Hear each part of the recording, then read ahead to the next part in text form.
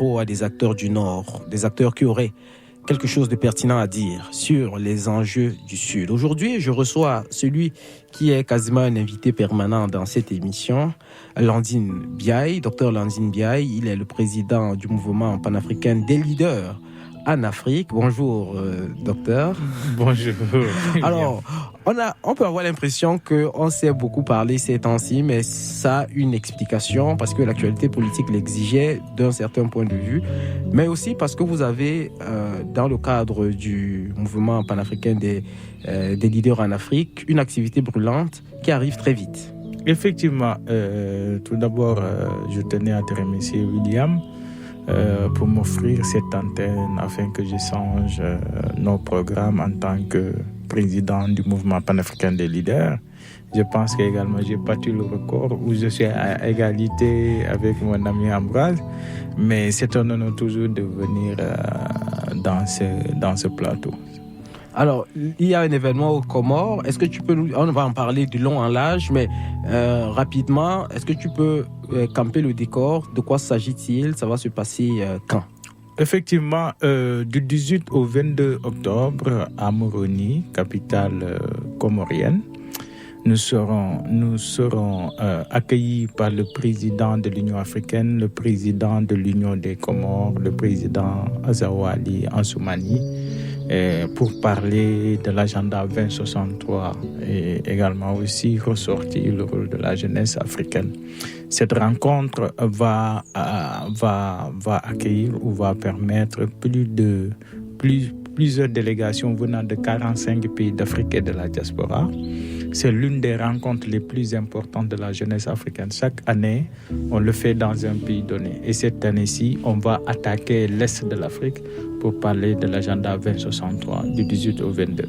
Ce sera l'occasion également de faire un rapide tour d'actualité de l'Afrique, voir comment est-ce que l'actualité politique, économique et sociale en Afrique se déroule. On a vu l'année 2023 a été une accélération et la jeunesse africaine, y compris la jeunesse donc africaine qui vit à Montréal, a son mot à dire. Nous parlerons aussi plus globalement des derniers événements en lien avec les questions du Sud, une actualité également très chargée, vous l'entendrez tout à l'heure, ça concerne d'ailleurs aussi le Québec. Accent du Sud, c'est la musique et de la très bonne musique originaire de tout le Sud.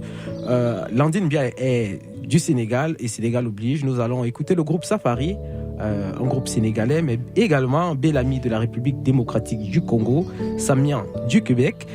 Commençons tout de suite par Ibou Black des Comores, parce que nous en parlerons beaucoup aujourd'hui. L'émission que vous écoutez est Accent du Sud. Mon invité est le docteur Landine Biaye, le président du mouvement panafricain des leaders en Afrique. La devise de l'émission ne change pas. Accent du Sud, nous pensons autrement. Je suis William Baïha. Bienvenue.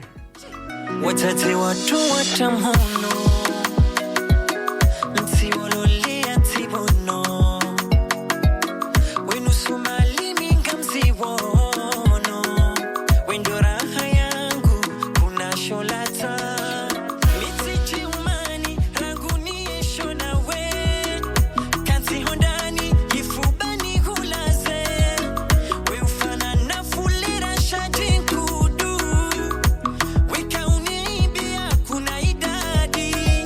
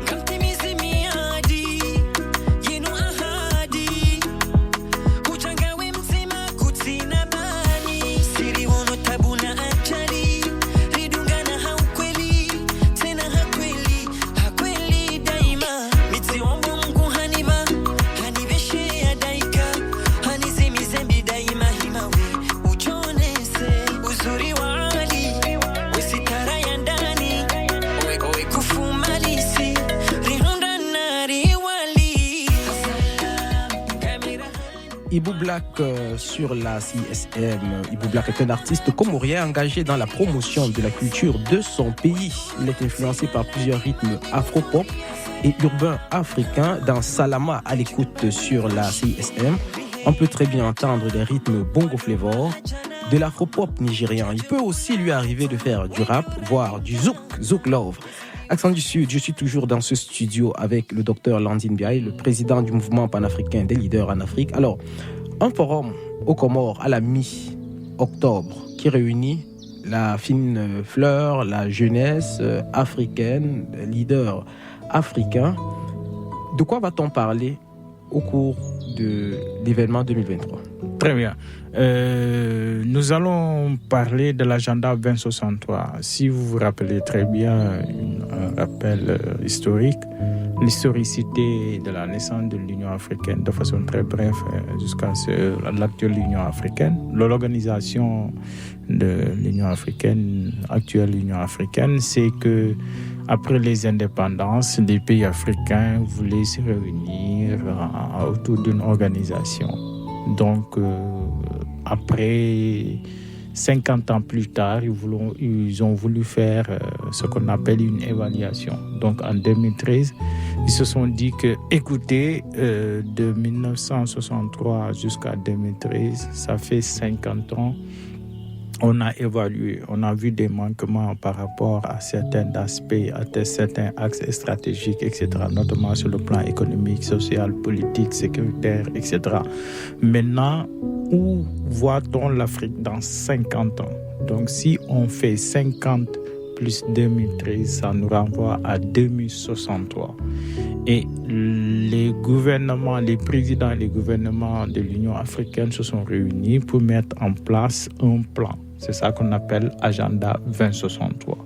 Donc, de 2013 jusqu'à 2023, donc la deuxième partie, la première partie de 2013 jusqu'à 2023, ça fait 10 ans.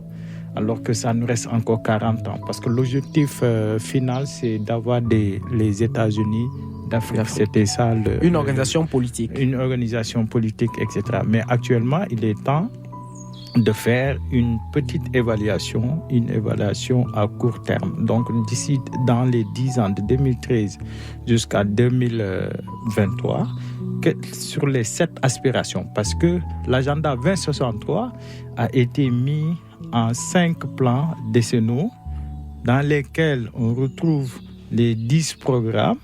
Dans les 10 programmes, on retrouve également les 20 objectifs et ces 20 objectifs sont déclinés sur les 39 domaines prioritaires. Donc nous, ce que nous faisons en tant que les enfants de l'Afrique, les dignes fils spirituels de Thomas Sankara, Kwame Nkrumah, Cheikh Anta Diop, quel est notre rôle par rapport à cet objectif? Il y a d'autres qui pensent qu'on ne peut pas attendre jusqu'en 2063 pour avoir les États-Unis d'Afrique. C'est trop long.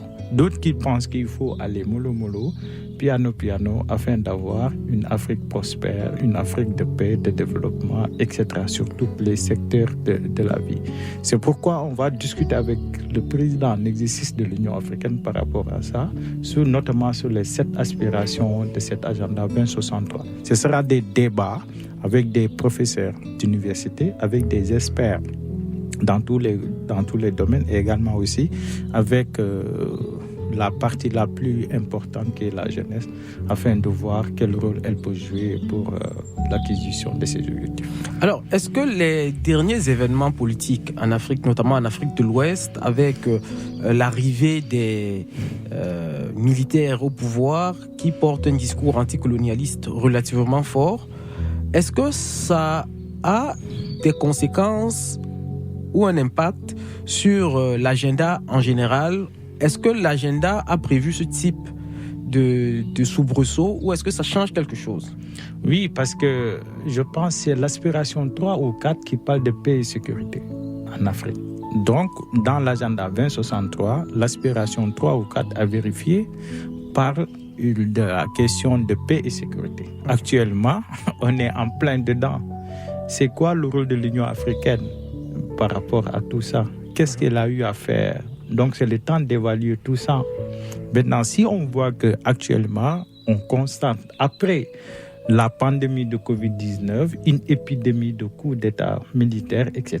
Mais ça interpelle tout un chacun. C'est pourquoi nous pensons que, en réalité, quelles sont les solutions? En réalité, quelles sont les planifications que l'Union africaine, à sa tête le président Assoumani Azawali, compte faire pour pouvoir résoudre ce problème? Est-ce que nous, en tant que jeunes, en tant que jeunesse intellectuelle consciente et conscientisante de l'avenir du devenir de l'Afrique, quel est le rôle que nous devons jouer? Naturellement, si on évalue cette aspiration, je ne sais pas si c'est 3 ou 4, mais actuellement, on peut dire que l'atteinte des objectifs se trouve à 2 ou 3%. On a vu l'Union africaine, je vais rester un peu sur la question de la paix et de la sécurité. L'Union africaine a été d'une certaine manière mise au défi par la CEDEAO, qui est une sous-organisation de l'Union africaine, avec justement tout ce qui s'est passé à la fin du mois d'août, en rapport avec le Niger, le coup d'État de fin juillet, et puis toute la polémique qui s'est passée pendant le mois d'août, qui était relative à l'intervention, à l'éventualité d'une intervention militaire au Niger pour rétablir dans le président Bazoum. Et l'Union africaine a eu un discours peut-être très franc là-dessus en disant stop, c'est-à-dire l'une des raisons pour laquelle les ambitions de la CEDEAO ne se sont pas concrétisées, c'est que la conférence des chefs d'État et le Conseil de paix et de sécurité de l'Union africaine a jugé que ce n'était pas nécessaire. Est-ce qu'il n'y a pas à l'intérieur de l'Union africaine à la fois des forces et des faiblesses justement liées à l'éclatement du pouvoir des États? Il y a un objectif général qui est louable, qui peut disons, qu'on peut atteindre, parce que l'éclatement des États, des blocs et la divergence des intérêts ne posent pas problème. Mais effectivement, parce qu'aujourd'hui, la CEDEAO ne joue pas son véritable rôle. Son véritable rôle, c'est dans l'aspect économique. L'essence, la quintessence, le jus, le pourquoi il a été créé, c'était purement économique, mais pas politique. Si aujourd'hui, la CEDEAO se permet de s'immiscer dans la gestion des États qui sont souverains, ça pose problème. D'autant plus mais ils sont pistonnés par derrière. On ne peut pas comprendre qu'il n'y a aucune logique. Écoutez, il y a certains États où on peut faire un coup d'État, on ne dit rien du tout, mais par contre, il y a d'autres, quand ils le font, non, mais il faut une sanction immédiate. Alors qu'en réalité, on risque d'avoir un éclatement de la CEDEAO. Actuellement, il y a une charnière qui est en train d'être dessinée, notamment entre Mali, Burkina et Niger. Donc, sur les 15 pays, il y en a 3 déjà qui sont déjà hors course, ce qui fait que ça reste 12 pays. Et dans ces 12 pays, est-ce qu'on peut faire quelque chose? Actuellement, l'heure est appelée à l'union des forces, mais pas à la soustraction. On a plus besoin d'addition que de soustraction. Si aujourd'hui, l'Union africaine prend le contre-pied, moi je pense que par rapport à cette question, l'Union africaine a une vision opposée à la CEDEAO. Et à la CEDEAO, on sait que c'est pistonné. Si aujourd'hui la CEDEAO dit écoutez, on va restaurer comment on l'appelle, l'état de droit, on va restaurer le pouvoir au président sortant Bazoum, c'est tout à fait faux. Pourquoi c'est faux? Vous pensez que si aujourd'hui la CEDEAO amène son armée pour pouvoir restaurer Bazoum, tu penses que les poussistes vont laisser Bazoum revenir? Non, mais Bazoum sera plus président du Niger. Ça, c'est quelque chose qui est acté. Mais plutôt, on va aller dans une tuerie entre frères. Et ce qui est intéressant, à la fois avant d'arriver même au Niger, ce qui est intéressant, je fais un petit commentaire, c'est de se rendre compte que les lignes de démarcation entre les putschistes, par exemple, les pouvoirs donc, qui sont actuellement, on utilise un terme putschiste là, mais disons les pouvoirs militaires qui sont actuellement au pouvoir dans les pays du Sahel, notamment au Niger, au Burkina Faso et au Mali. Les lignes de démarcation avec les autres pays de la CEDEAO ne sont pas liées aux problèmes que ces pays auraient avec des pays de la CEDEAO. Par exemple, on se rend compte qu'un pays comme la Guinée, où il y a également un putschiste, n'est pas vraiment concerné par la bande donc Niger, Mali et Burkina Faso. Et donc, la réalité, c'est que le Niger, le Mali et le Burkina Faso sont mis sur le banc de la CEDEAO, ou bien sont mis au banc de la CEDEAO du fait de leur opposition aux stratégies militaires de la France. Donc, ça, vous qui êtes la jeunesse, est-ce que c'est ce type de constat, est-ce que c'est des constats qui peuvent être faits ouvertement aujourd'hui face au président de l'Union africaine, par exemple? Oui, parce que nous, ce que nous pensons qu'on a une justice à deux vitesses, au fait. On constate qu'il y a les mêmes faits, mais il y a des sanctions différentes. Je donne juste l'exemple. Quand le Mali il y avait le coup d'État, etc., etc. Au début, Emmanuel Macron, le président de la France, a adoubé cette junte en place. Après un an de gestion, il disait à l'époque que la junte a plus fait que le pouvoir qui était là, etc., etc. Ben, après, quand ils ont constaté ce qu'ils voulaient en coulisses, à underground, n'était pas possible, c'est là où ils ont commencé à faire des embargos, etc. Mais ce cas est différent au niveau du Burkina.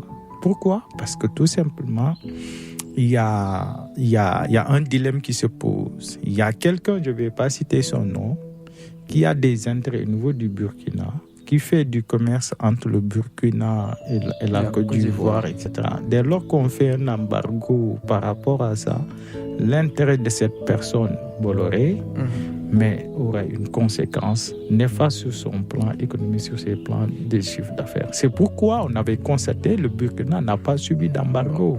Cela veut dire quoi? On doit se réveiller pour vous dire carrément qu'on doit s'unir, on doit souder, on doit être... on doit pas accepter d'être pistonné, en fait.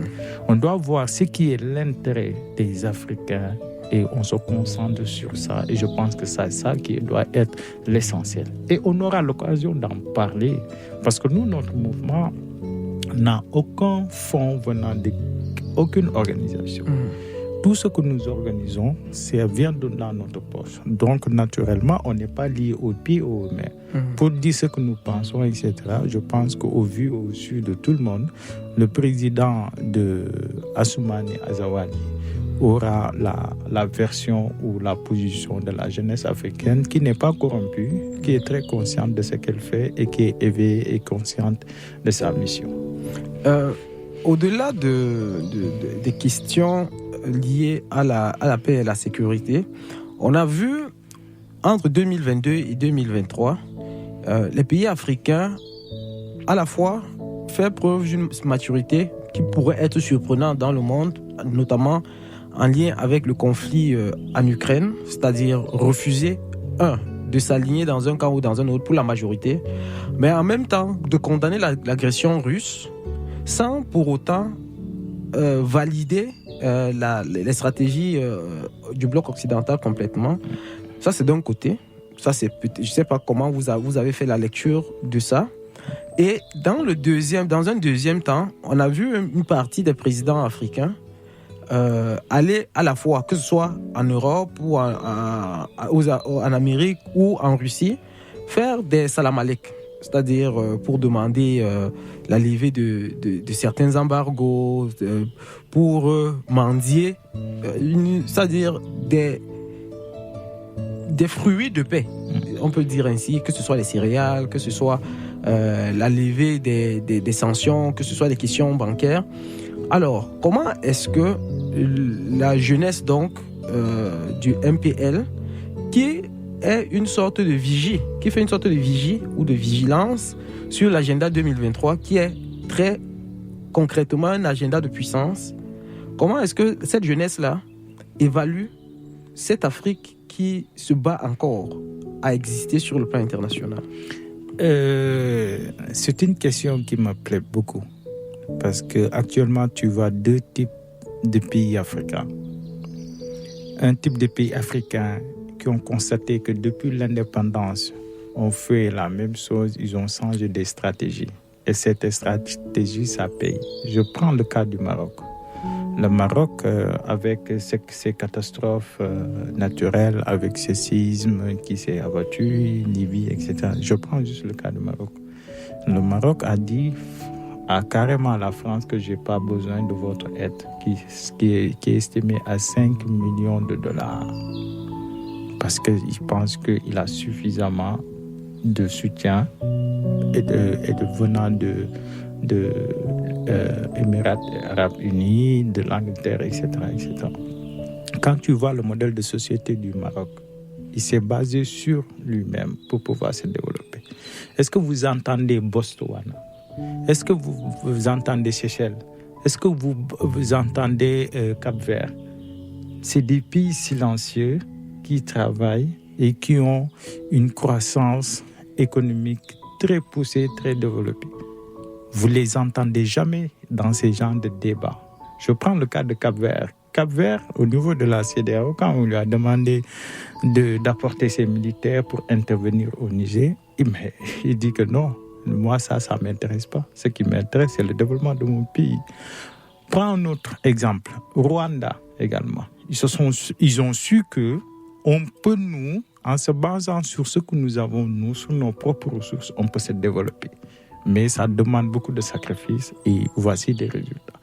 Tu as d'autres types de pays, comme le Sénégal, comme la Côte d'Ivoire, comme d'autres pays, etc., qui sont là pour quémander, pour tendre la main, pour négocier, etc., etc. Ce sont des pays qui resteront toujours demandeurs parce que tout simplement, ils ne croient pas en eux, notamment leurs dirigeants. Ce qui fait que nous, la jeunesse africaine, pense que la main tendue ne sera jamais respectée. Aujourd'hui, regarde l'Algérie, regarde le Maroc, les pays arabes, le Maghreb, sauf la Mauritanie, le Maghreb, etc. C'est des pays qui se sont dit, écoutez, si on prend le cas de Somalie, d'autres pays comme Dubaï, en 1960, quand nous on prenait notre indépendance, ces pays-là, c'est du désert. Mais est-ce que vous voyez leur président tendre la main, prendre des voyages, ça nous coûte combien? Les vols que nous menons, aller commander, ça nous coûte combien? On ne comprend pas. Ce qui veut dire qu'on ne peut pas comprendre que tu as le sol, un sous-sol qui est riche, un sol qui est riche, tu as l'eau, tu as le soleil, 10 mois sur 12, etc., etc. Tu as les intellectuels. Ils sont obligés même de quitter ton pays pour aller servir d'autres pays. Mais pourquoi tu n'utilises pas cette ressource que tu as, cette ressource interne que tu as pour développer ton pays? Mais tu penses que la seule solution, c'est de tendre la main, voyager, voir les pays. C'est pourquoi on nous utilise. Écoute, je te fais un rappel. Le sommet, on l'appelle le sommet Afrique-Russie. Auparavant, c'était 43 pays qui ont été invités. Finalement, c'était 15 qui sont venus. Dans tous les discours, sauf le capitaine Ibrahim Traoré, mais tous les autres, c'était dans les discours de commander, de demander, de tendre la main. Ce qui fait que la différence que tu vois, cette jeune, je pense qu'il a 33 ans. Le capitaine Ibrahim Traoré, il a 33 ans. Le président Macky Sall a 58 ans, 59 ans. Tous les autres présidents, ils ont pratiquement le même âge. Cela veut dire quoi? Il y a un déphasage par rapport aux jeunes qui ont une trentaine d'années et nos années qui ont plus de 50 ou 60 ans, etc. Cela veut dire quoi? La perception que nous avons pour un modèle de développement est ancrée en nous-mêmes, mais pas ancrée à l'extérieur de nous-mêmes. Ce qui fait que nous, si aujourd'hui on veut développer, il faut qu'on se compte sur nous-mêmes, mais pas sur les autres en temps.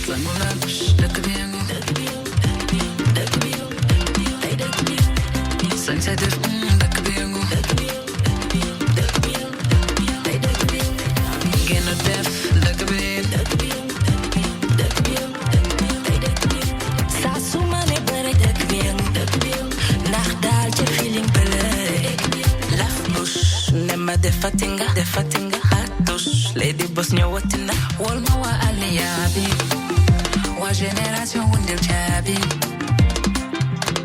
mangini kula katudu ko khale bagini metini def class atoko harmony ko deful won ba ma def tayiko ma wax la volume bi waniko Langula dak bi sunset dak bi gena def dak bi sa suma ne bare dak bi nach dal je feeling belle nach gen bi champagne buzz feeling bondi. Le groupe sénégalais Safari suit les accents du Sud. Safari est composé de 3 chanteuses qui font du rap, du R&B ou encore du reggae. Le groupe est formé de Maria, Defa et Kradidia. Pleine d'ambition, elles apparaissent sur la scène musicale sénégalaise en 2007. Le titre Duck Be Young à l'écoute sur toutes les plateformes depuis le 9 août 2023 est sur les accents du Sud.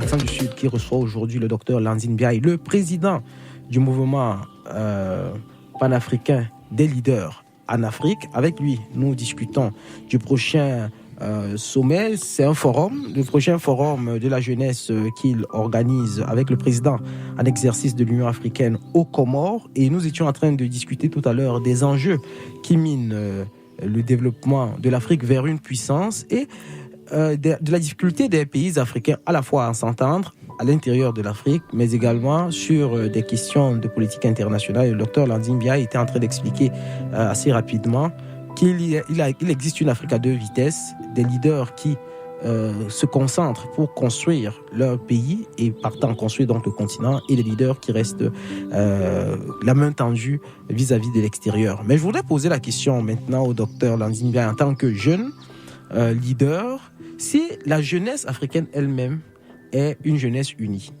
Une question qu'on pose souvent, et on a posé ça récemment dans un forum qui se déroulait, un forum de la diaspora en France, c'est, il y a un journaliste français qui demandait à Alain Foucault et à d'autres quelle relation ces personnes-là entretiennent avec Kémy Séba, qui est connu comme un activiste anti-colonialiste en Afrique, assez virulent, Nathalie Yamb, et d'autres leaders de cette trame-là, qui sont très vocaux sur les réseaux sociaux contre la présence française et globalement occidentale en Afrique. Alors, quelle est la relation que vous, MPL, vous entretenez avec ces leaders-là qui sont très médiatisés?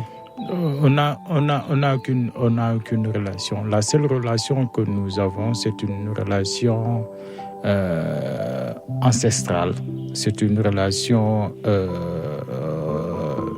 ancestrale, spirituelle, dans la mesure où nous défendons l'Afrique, mais chacun a sa manière de le faire. Nous, on n'est pas dans les invectives, on cherche la force de l'argument, mais pas l'argument de la force. C'est-à-dire que nous pensons, nous réfléchissons, nous conscientisons, nous éveillons, nous informons, parce que celui qui détient l'information a le pouvoir. C'est comme ça que nous faisons. Nous, on travaille à informer les jeunes juste et bien par rapport à leurs atouts, leurs compétences, leurs connaissances, leurs expertises.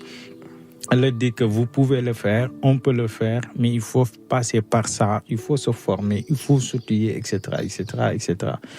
Nous, on n'est pas contre de ce qu'ils font. Peut-être c'est leur méthode, c'est leur perception, peut-être aussi c'est leur stratégie. Nous, notre stratégie, c'est pas comme ça. Nous, notre stratégie, c'est de parler avec la jeunesse, les conscientiser, les outiller. C'est-à-dire que sur tous les aspects, sur toutes les questions brûlantes, sur toutes les questions de l'heure, comment aujourd'hui l'immigration clandestine, on peut le résoudre? C'est quoi notre réflexion? C'est quoi notre production intellectuelle, etc., etc.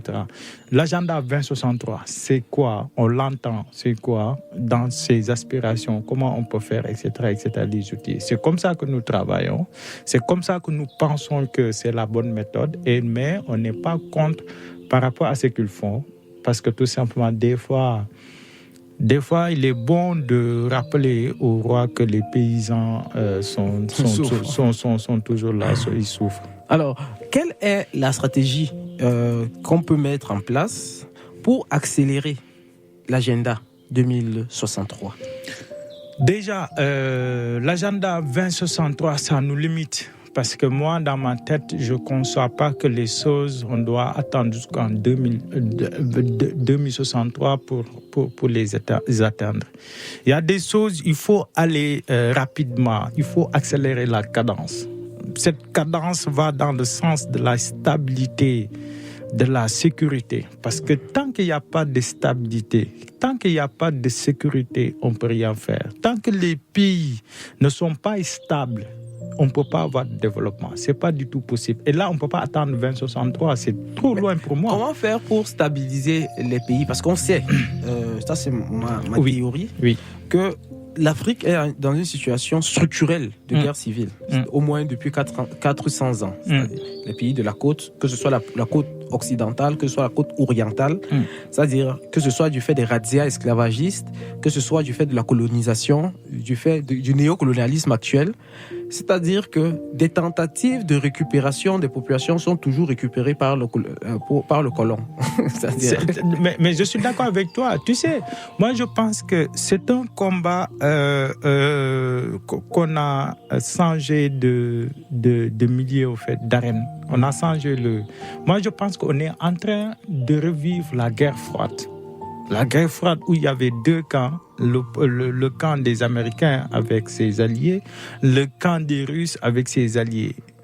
Et actuellement, cette guerre froide a un autre visage, où en plus des États-Unis, des Russes, on a les Chinois qui arrivent. Ouais. Actuellement, on est en train de tomber dans ce piège. Là, le piège, c'est quoi? C'est changer gens pour prendre le pôle. C'est-à-dire que, le sentiment anti-français, c'est les Français, c'est les militaires, il faut les sacher. Maintenant, on va prendre les Russes, négocier avec des Russes, etc., et négocier avec les Chinois. Je pense que ce n'est pas une bonne méthode. C'est-à-dire que ces pays-là ne sont là que pour leur propre intérêt. C'est quoi l'intérêt des Africains? Si aujourd'hui, on veut négocier sur les contrats miniers, il faut avoir des experts africains qui connaissent le domaine des mines sur le plan juridique, qui maîtrisent sur l'exploitation des pétroles et des gaz. C'est ça, au fait. Moi, je pense que l'Afrique doit plus former que d'aller dans des guérillas en changeant une puissance pour prendre une autre, soit disant que l'autre m'exploite, alors que derrière, tu ne sais pas ce que fait l'autre contre toi. Il y a quelque chose que j'ai lu récemment. Je ne sais d'ailleurs pas si je l'ai lu ou si je l'ai plutôt regardé sur YouTube, mais ça me paraît être les propos d'un ancien Premier ministre béninois ou quelqu'un de son calibre qui faisait une observation à laquelle je voudrais que tu répondes ou bien que tu commentes en rapport avec l'arrivée des Chinois, pour ne parler que d'eux sur le plan économique en Afrique. Il faisait remarquer que aujourd'hui, on se plaint de ce que les Chinois viennent faire du business en Afrique et qu'ils prennent des mines, par exemple, africaines à vil prix. Mais selon cette lecture-là, si une mine africaine vaut, par exemple, $1 milliard, les Chinois vont donner 300 millions, ce qui est une braderie en réalité. Sauf que, avant les Chinois, les Français qui étaient là, première chose, prenaient la mine gratuitement et il pouvait même arriver que le pays africain soit débiteur vis-à-vis de la France. C'est-à-dire, ils doivent de l'argent à la France du fait que la France est en train d'exploiter ses mines. De quelle manière? Parce que, la France va lui expliquer qu'elle vend les minerais à l'international à un certain prix qui est fixé. Et quand il y a, par exemple, des problèmes, des chocs à l'international, donc la France va vendre à vil prix, ça va expliquer qu'il vend en dessous du prix, et donc le pays va lui devoir de l'argent, sans compter qu'en vendant à l'international, ça passe par le trésor français qui garde par devers lui les devises. Donc, en réalité, vendre à quelqu'un d'autre, même à un franc symbolique, ce serait toujours mieux que vendre à quelqu'un qui n'achète pas et qui peut te taxer le fait qu'il est en train d'exploiter ta mine. Sans compter en plus que la Chine, quand elle vient en Afrique, elle fait des prêts à des taux préférentiels, y compris beaucoup de prêts à 0%, beaucoup de dons réels cette fois-là, pas des dons qui sont en réalité des prêts voilés. Et donc, que dans tous les cas, la manière avec laquelle la politique économique française en Afrique a été formulée depuis les 65 dernières années, y compris donc depuis la colonisation, ne peut en aucun cas être mesurable et comparé avec ce que fait la Chine aujourd'hui. Comment est-ce que toi tu analyserais ce type de choses? Mais je suis entièrement d'accord avec lui et je pense que moi qui suis sur le terrain, j'ai vu pas mal de cas de similaires. Je peux te donner 2 ou 3 exemples. Prenons le cas de Wagner. Les gens adoubent surtout au Tchad ou dans certains Wagner pays. qui est une compagnie de sécurité privée De sécurité de russe, etc. Mais vous pensez que Wagner, quand il vient dans votre pays, c'est gratuit. Chaque soldat Wagner qui est garde rapproché d'un président, qui fait confiance à Wagner, que ses propres compatriotes, il paie 10 000 euros par mois. C'est-à-dire, le pays paie à chaque élément de Wagner pour la question de sécurité de son président qui a fait un coup d'État ou qui se sécurise, ça coûte 10 000 euros par mois. C'est de l'argent que ça coûte, c'est pas gratuit, mais on ne le dit pas. 1, 2, je donne un exemple. Au Sénégal, la gestion de l'eau a été donnée à une entreprise française. Auparavant, il y avait eu pas mal de débats, de discussions là-dessus. Le ministre de l'eau d'alors disait que on a vu une proposition meilleure. Et la meilleure proposition, elle est française. Mais nous tous, à l'époque, j'étais à l'Assemblée nationale. Mais après cette gestion, après la prise aux affaires de cette entreprise, ce que nous constatons, c'est que les coupures d'eau étaient intempestives, étaient périodiques, étaient épisodiques, c'était régulière. C'est-à-dire quoi? C'est-à-dire que si ces entreprises qu'on donne les marchés par coup de fil, ces entreprises ne prennent pas au sérieux les Africains, en fait. Ils se disent que c'est les Africains, etc. Il n'y a pas de rigueur. Alors que moi, j'ai vécu 6 ans en France. Il n'y a jamais eu coupure d'eau. Cela veut dire que les entreprises françaises qui viennent aujourd'hui gagner des marchés ne pensent pas que ces gens-là sont sérieux jusqu'à ce qu'ils aient une rigueur par rapport à la gestion de les entreprises. Je termine par ça. Pourquoi on octroie les Chinois? Parce qu'on pense que c'est la moins mauvaise des solutions. On n'a pas le choix.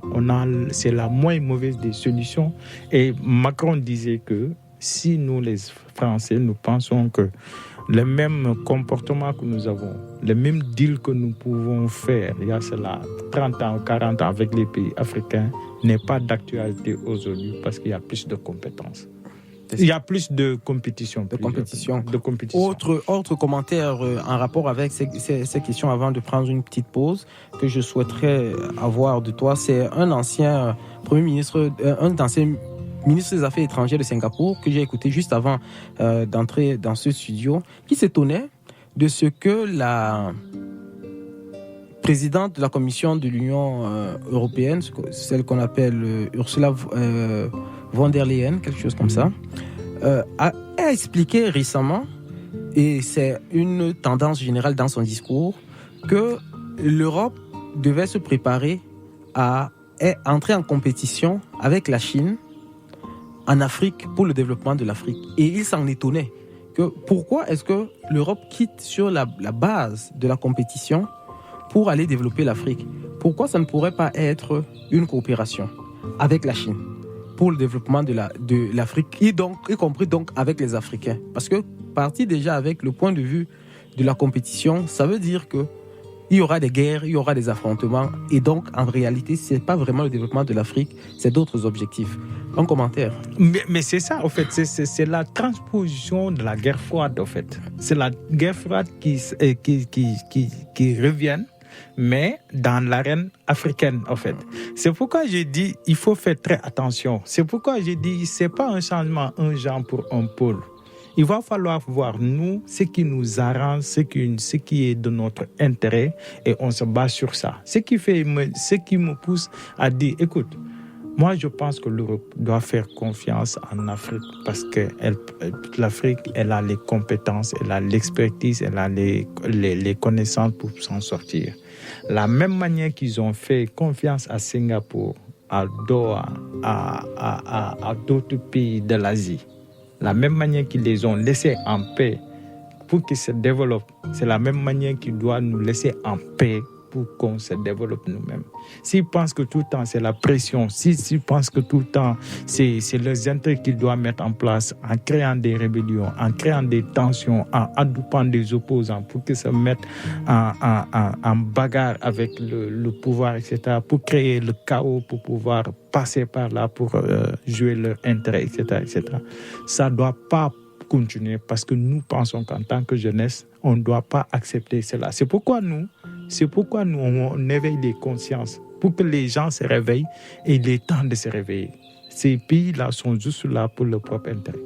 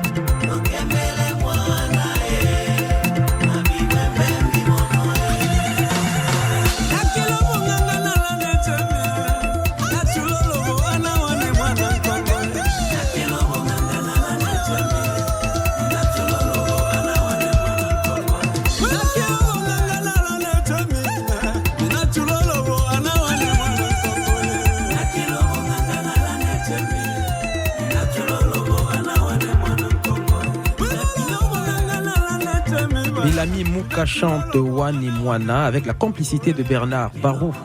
Bellamy Mouka est un artiste de la République démocratique du Congo où ont été enterrés cette semaine la cinquantaine de civils massacrés par les forces armées congolaises alors qu'ils préparaient une marche pacifique pour demander le départ des forces onusiennes présentes dans le pays depuis plus de 2 décennies. Accent du Sud sur la CISM 89.3 FM sur Montréal avec le docteur Landine Biaye, le président du mouvement panafricain des leaders en Afrique. Avec lui, nous parlons de l'avenir de l'Afrique parce qu'il organise en octobre prochain le forum des jeunes africains à Moroni. Ce sera au Comores. Alors, docteur Landine Biaye, je viens de le mentionner tout à l'heure, massacre au Congo à la fin du mois d'août, problème intense au Sénégal, à l'intérieur des frontières nationales. On sait ce qui se passe au Gabon, on ne va pas revenir là-dessus. Mais un peu partout en Afrique, quand même, il y a d'importants problèmes internes au niveau du jeu politique. Bon, on dira que le jeu politique est un jeu d'affrontement, mais en Afrique, ça prend souvent des dimensions exagérées et encore sur des questions qui ne sont pas des questions internes, comme en RDC où on demande le départ de la MONUSCO, mais c'est l'armée nationale qui réagit brutalement. Effectivement, on a eu l'information. D'ailleurs, même j'ai suivi les discours des présidents lors du sommet de l'ONU etc. J'ai également entendu la réaction de Paul Kagame par rapport à ça, où selon les rapports, le Rwanda a été épinglé par les rapports onusiens, etc. Et le départ également aussi des forces, des casques bleus de l'ONU, etc. sur cette zone de tension. Moi, je pense qu'il faut un dialogue. Il faut un dialogue parce que ce n'est pas l'intérêt de personne de déstabiliser encore une fois la colonne vertébrale de l'Afrique, dans la mesure où aujourd'hui le Maroc a refusé l'aide de la France parce que la France ne reconnaît pas le Sahara occidental comme appartenant au Maroc, et la France joue double jeu avec le président algérien qui l'a laissé pour aller répondre à Vladimir Poutine, etc. Quand on descend avec la Libye qui n'est pas un pays, Burkina, Mali déstabilisé, le lac Tchad, il y a plus personne. Et actuellement, les coups d'État intempestifs au niveau de l'Afrique centrale jusqu'au sud, en allant jusqu'à Mozambique où il y a des tensions. C'est-à-dire que toute la colonne vertébrale de l'Afrique qui est paralysée, etc. Moi, je pense que l'Union africaine doit jouer plus dans l'action que dans les paroles. Oui, nous déplorons, oui, nous accusons, oui, nous regrettons. Dans les discours, dans les communiqués, il n'y a que cela, en fait. Cela veut dire quoi? Il n'y a pas de respect par rapport à nos institutions. L'Union africaine, je pense que ça manque d'une institution forte dans la mesure un leadership. Un leadership dans la mesure où son propre siège est construit par les Chinois. C'est ça. Ça pose problème. Son propre budget, 70% de son budget provient des États-Unis, du Japon, de l'Europe, etc. C'est déplorable. Tant qu'on n'a pas ces institutions fortes, on n'aura jamais des pays soudés, on n'aura jamais de paix, de sécurité, donc moins de développement. Tant que ces problèmes ne sont pas réglés. Et dis-moi qui crée ces problèmes. Ne me dis pas que dis-moi qui crée ces problèmes. C'est les autres qui créent les problèmes pour déstabiliser afin de pouvoir régner. Il faut qu'on se réveille. La question de la démocratie en Afrique se pose quand je t'entends parler, docteur, parce que, et tu me diras aussi, je pose la question sous forme de commentaire. Oui. Moi, je constate qu'en Afrique, aujourd'hui, quand on parle de la constitution, de la constitutionnalité des régimes, on oublie souvent de souligner que beaucoup de ces régimes-là sont illégitimes du point de vue de la démocratie. Parce que ils sont souvent issus d'élections truquées, tronquées, etc., où la volonté populaire n'est pas respectée. Et même qu'en réalité, on a tendance à penser que les pays, les puissances, notamment occidentales, parce que c'est elles qui mettent la question de la démocratie sur la table quand il faut parler avec l'Afrique, ne sont pas prêtes à accepter la démocratie africaine. William, moi, je pense que je vais prendre le contre-pied de la majorité des gens qui pensent que la démocratie, etc. Moi, je n'y crois pas. Parce que c'est un produit importé. Ce n'est pas notre histoire, ce n'est pas notre culture. Un pays doit se développer selon son histoire, selon sa culture. William, observe. Tous les pays où, soi-disant, il n'y a pas de démocratie, par exemple, au Maroc, on a une monarchie, mais c'est un pays développé. Ben Ali, quand il était en Tunisie, c'est un pays phare au niveau de l'Afrique. La Gambie, avec Yaya Jammeh, soi-disant, il est dictateur. Paul Kagame, depuis quand il est président de la République? Regarde tous ces pays où... Libye. La différence, moi je vais quand même faire une parenthèse sur la Libye. Parce que la Libye avait un type de démocratie. Avec Kadhafi. Oui, avec Kadhafi, pour parler en français. Oui. Il avait un type de démocratie qui fait très peur dans le reste du monde parce que ça s'appelle la démocratie directe. Ce qui n'est pas la démocratie représentative. Non, mais c'est pourquoi je dis démocratie occidentale. Oui. C'est ça la démocratie occidentale. Oui. Alors que, mais regarde la Libye. La Libye, c'est le pays le plus développé en Afrique. C'était. Là, j'ai vu que la Libye, la France disait qu'ils vont envoyer 3 millions d'euros à la Libye. J'ai trouvé que c'était... Écoutez, c'est des blagueurs, quoi. Mais, tu es d'accord avec moi? Tous les pays qui sont au sommet, parce que tout simplement, c'est pas la démocratie occidentale qu'ils ont, mais ils ont leur propre manière de gérer. Je pense que eux, la France. Mais la France, depuis quand il est un pays démocratique? Les gens ont construit... Les États-Unis, depuis quand il est un pays démocratique? Les États-Unis ont connu la guerre de la Révolution avec les Anglais. Ils ont connu la guerre de la scission, etc. C'était où la démocratie? Ça fait plus de 2 ou 3 siècles maintenant. Non, je fais d'abord une parenthèse. Dans les années 50, les Noirs, par exemple, n'avaient pas le droit de vote partout aux États-Unis. Déjà, c'est-à-dire... Voilà, il n'y avait pas de démocratie, comme on le prétend. Moi, je pense qu'ils doivent laisser l'Afrique. Moi, je pense qu'ils doivent laisser l'Afrique développer sa propre démocratie selon son histoire, selon sa culture. Si on prend la Chine, selon le modèle démocratique occidental, la Chine, ce n'est pas un pays démocratique. Le Qatar, si on prend le modèle démocratique occidental, le Qatar n'est pas un pays démocratique. L'Arabie Saoudite n'est pas un pays démocratique. Ainsi de suite. Ce n'est pas les pays les plus développés au monde. Si, mais l'Afrique, je prends le cas du Sénégal. Au nom de la démocratie, des jeunes sortent, brûlent, saccagent, font tout ce qu'ils veulent au nom de la démocratie. On n'est pas dans cet stade, on est dans le stade de la construction. Il faut rester discipliné, il faut quelqu'un qui a une vision éclairée. On construit tout. Après, on va parler de démocratie. Mais une démocratie africaine, où l'aîné, où le jeune respecte son aîné, où le jeune respecte son père, sa mère, etc., etc. C'est ça notre modèle. Quand ton père te parle, ta mère te parle, tu l'écoutes avec respect et tu exécutes. C'est comme ça notre modèle de démocratie. C'est comme ça que nous... Mais si à chaque fois qu'on importe des modèles, on veut l'ancrer à nous-mêmes, mais on n'aura que des résultats zéro. Fidèle à moi-même depuis face à soi-même, j'aborde les mêmes thèmes, toujours à cœur ouvert avec la même peine, toujours le même, un guerrier des temps modernes. Et si je rappe encore, c'est que j'ai toujours cette rage dans l'abdomen. Je me suis battu à point levé, j'ai mené le bon combat, même si parfois ça devait être David contre Goliath. Les chemins faciles n'ont jamais été une option. Si tu savais ce que ça m'a coûté de rapper mes opinions.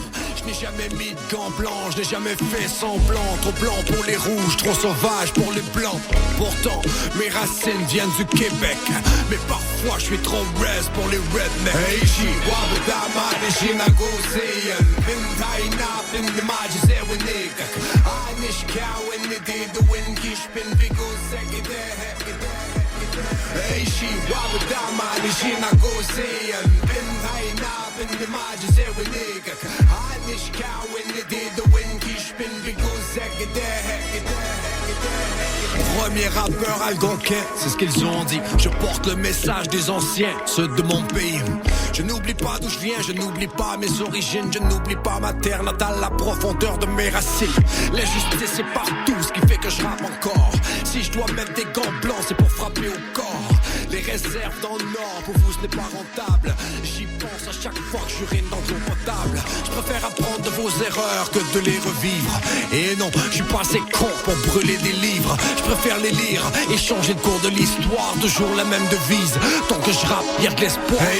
CSM 89.3 FM sur Montréal, le rappeur Anishinaabe Samian dans Je me souviens sur les accents du Sud. Vous l'avez entendu, il est autochtone du Québec, ici même au Canada. En fin de semaine dernière, le chef de l'Assemblée des Premières Nations du Québec-Labrador, Ghislain Picard, a indiqué à l'ONU que le Québec fait piètre figure quant au respect des volontés des Autochtones. Le chef Picard a fait un courrier au secrétaire général des Nations Unies, Antonio Guterres, pour dénoncer les manœuvres du gouvernement provincial pour ne pas accorder assez d'autonomie aux communautés autochtones québécoises. La dénonciation du chef de l'Assemblée des Premières Nations du Québec-Labrador contraste nettement avec la joie des Autochtones du Brésil. La Cour suprême du pays d'Amérique du Sud, dans un jugement historique, a conforté le droit des Amérindiens à leur terre à 9 voix contre 2. Les 11 juges ont rejeté une plainte du lobby agricole. Ce dernier voulait que seules les terres occupées jusqu'en 1988, au moment de la promulgation de la Constitution, soient reconnues. Il reste à régler la question des indemnisations pour les Autochtones qui seront obligés de quitter leurs terres pour des raisons agricoles ou autres. Alors, Docteur Landing Ndiaye, merci d'être venu nous parler du forum. Détail rapidement, un rappel des détails du forum de Moroni. Oui, ça se passera du 18 au 22 octobre. Il sera sous le haut patronage du président de l'Union africaine, le président de l'Union des Comores, le président Assoumani Azawali. Il y aura également d'autres officiels et également aussi d'autres figures emblématiques panafricains venant des États-Unis, du Canada, Belgique, France, Portugal, Japon et 35 pays d'Afrique. Au total, on sera 45 pays qui feront le déplacement. Pas de délégation venant de 45 pays qui feront cela. À l'issue des débats, etc., nous ressortirons un mémorandum afin que nous puissions dire à haute et intelligible voix la vision, le rôle de la jeunesse africaine pour l'agenda 2063 de l'Union africaine. Merci à tous. Merci, docteur, d'avoir fait le déplacement de ce studio. Merci à tous d'être à notre compagnie. L'émission que vous écoutez, Accent du Sud. Je suis William Baïka. Au revoir. Racisé par le système depuis la loi sur les sauvages, je parcours mon pays sur des rails bâtis par l'esclavage. J'ai grandi sur une réserve au nord de l'Amérique. Ok, je répète. Racisé par le système depuis la loi sur les sauvages, je parcours mon pays sur des rails bâtis par l'esclavage. J'ai grandi sur une réserve au nord de l'Amérique. Viens que je t'explique c'est quoi le racisme systémique. Hey,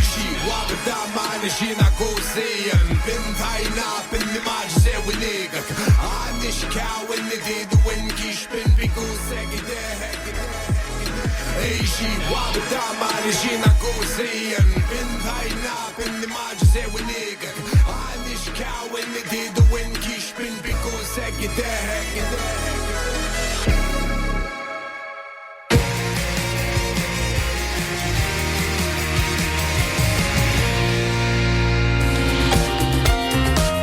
Salut, ici Commande Bord et vous êtes sur les ondes de CISM.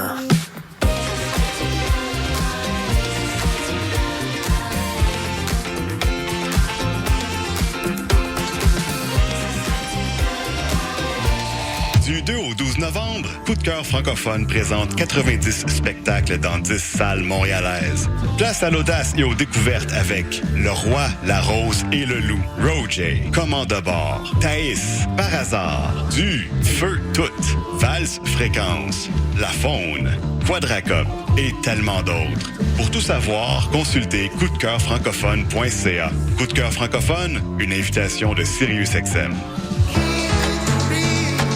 Ici Cri, vous écoutez CISM.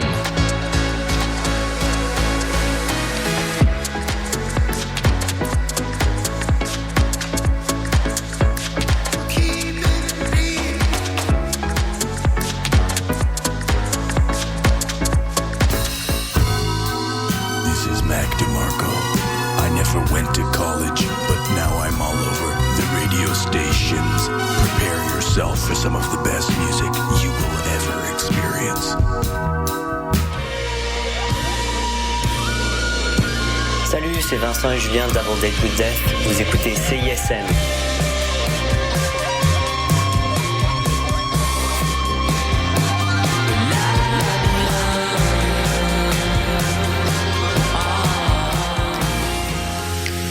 Branchez-vous sur les SMAC vous permet de réserver facilement votre place pour les spectacles de vos artistes préférés. Le site rassemble la totalité des spectacles d'une quarantaine de salles situées partout au Québec. Découvrez une sélection d'événements complètement éclectiques et tout ça sur la même plateforme. Rendez-vous au branchez-vous sur les SMAC.ca pour soutenir les scènes alternatives du Québec.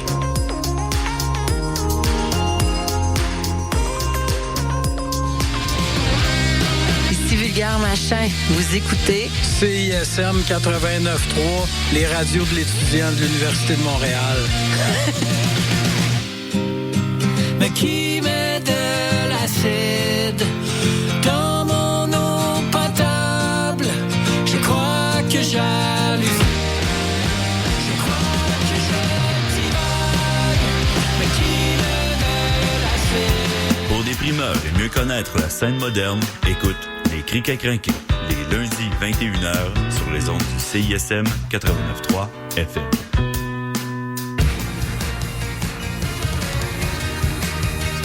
Vous écoutez CISM 89.3 FM.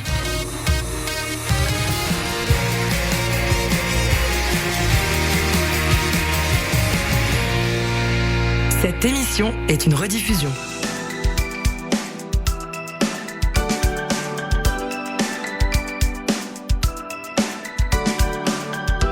Bienvenue à ce tout nouvel épisode de cette toute nouvelle saison de Délier la langue, l'émission où votre équipe de linguistes tout-terrain décortique chaque 2 semaines maintenant un nouveau sujet qui vous intéresse en lien avec le langage. Je m'appelle Marie Justra et aujourd'hui je suis en studio avec ma merveilleuse collègue que j'aime de tout mon cœur, Cléo Mathieu. Bonjour Cléo. Allô. Donc aujourd'hui on s'attaque à un gros sujet qui a fait couler beaucoup d'encre. On démystifie les fameuses rectifications orthographiques. Qu'on les appelle rectifications, réformes ou encore la maudite règle que je dois expliquer à mes enfants mais qui n'était pas la même quand j'étais jeune. Bref, on va démêler tout ça pour vous là. Go. Bon, par où on commence quand on parle de rectification orthographique, hein? Généralement, quand on parle de ça, on pense rapidement au fameux cas du cheval qui pourrait maintenant être des pluriels, des chevals au pluriel. Non.